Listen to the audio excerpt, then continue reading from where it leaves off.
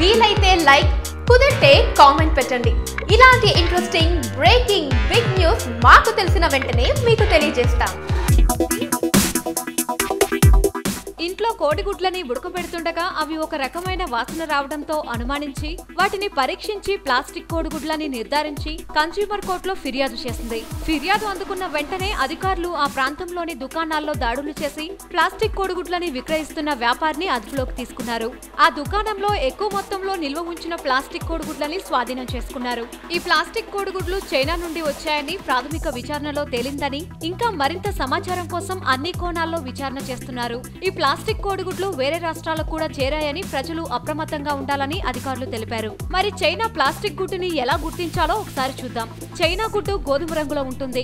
మామూలు గుడ్డుకు వచ్చే వాసన చైనా వాటికి రాదు. గుడ్డు పగలగొట్టిన తర్వాత ఈగలు, దోమలు వాలవు. ఎన్ని నెలలైనా గుడ్డు చెడిపోదు. చైనా గుడ్డు పెద్ద సైజులో ఉంటుంది. సాధారణ గుడ్డు కంటే మెరుపు ఎక్కువ.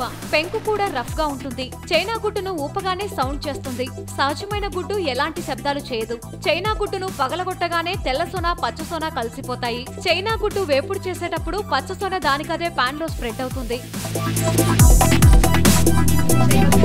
ఇక్కడ కనిపిస్తున్న సబ్స్క్రైబ్ బటన్ ని నొక్కి సబ్స్క్రైబ్ అవ్వండి.